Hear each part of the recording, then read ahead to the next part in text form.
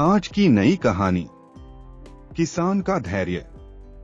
हम यह नहीं सोचते कि जो कुछ घटित हुआ है वह हमारे लिए अच्छा है या बुरा। हमारे साथ घटी घटना का भविष्य में क्या प्रभाव पड़ेगा ये हमें खुद पता नहीं होता है। आज यह कहानी आपको कठिन परिस्थितियों में धैर्य का महत्व सिखाएगी। एक समय की बात है। एक किसान था जिसके पास एक घोड़ा था। वह अपने इस घोड़े से बहुत प्यार करता था। उसे अपने घोड़े पर बहुत गर्व था, जो किसान की कमाई का जरिया भी था। अपनी इस कमाई से किसान अपने परिवार का पेट भरता था। लेकिन एक दिन वह घोड़ा भाग गया। उसके भागने के बाद समाज के लोग और उस किसान के पड़ोसी उसके पास आकर उससे कहने लगे, हे भगवान, तुम्हारा घोड़ा जिस पर तुम्हें बहुत घमंड था वह तो भाग गया। उसको सांत्वना देने लगे कि उसके साथ बहुत बुरा हुआ। लेकिन किसान ने उसका जवाब बहुत ही सहजता से देते हुए कहा, हाँ, बहुत बुरा हुआ। फिर अगले दिन घोड़ा वापस आ गया। लेकिन सिर्फ घोड़ा वापस नहीं आया, बल्कि वह अपने साथ 3 जंगली घोड़े भी लाया। फिर उसके पड़ोसी उसके पास दौड़ते हुए आए और उस किसान से कहने लगे, आपका घोड़ा आ गया और अपने साथ 3 और घोड़े भी लाया है। यह तो बहुत अच्छी बात है, आपकी किस्मत तो बहुत अच्छी है।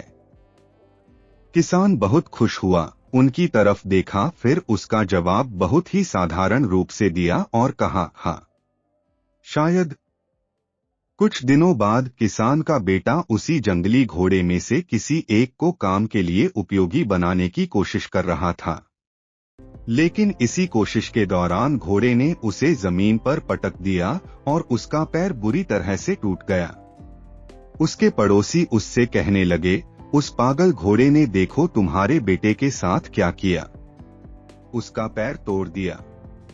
यह तो बहुत बुरा हुआ। किसान दुखी हुआ और फिर से उसी तरह जवाब दिया और कहा, हाँ, शायद मेरे बेटे के साथ गलत हुआ। अगले दिन सेना के कुछ जवान उस किसान के घर आते हैं, जो जंग छिड़ने के कारण नए जवानों की भर्ती कर रहे होते हैं।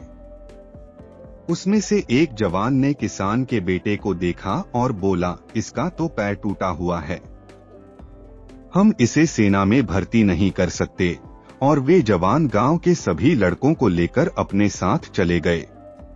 यह जानकर उसके पड़ोसी और बाकी गांव वाले उसके पास आए और बोलने लगे, तुम्हारे बेटे को तो जवान जंग के लिए नहीं ले गए, तुम्हारी किस्मत तो बहुत ही अच्छी है। इस आखिरी बार भी किसान ने फिर से बड़ी सहजता से कहा, हाँ, शायद। प्रेरक। इस कहानी में भी किसान के भावों में परिवर्तन परिस्थितियों के कारण होता है। बुरी परिस्थितियों में वह नकारात्मक हो जाता है और अच्छी परिस्थितियों में वह सकारात्मक। इन नकारात्मक और सकारात्मक परिस्थितियों के बीच के समय में धैर्य रखना बहुत जरूरी होता है। हमारे समाज में, हमारे देश में ऐसे बहुत से महान लोग हैं जो अपने जीवन में असफल हुए, हारे, अनेक बड़ी बड़ी बीमारियों से लड़े, किंतु उन्होंने कभी भी अपना धैर्य नहीं खोया और ना ही हार माने। यही आगे चलकर बड़े प्रसिद्ध हुए, सफलता के मुकाम पर पहुंचे और महान बने। हमारे बड़े बुजुर्ग सही ही कह गए हैं कि जो होता है अच्छे के लिए ही होता है। राधे राधे।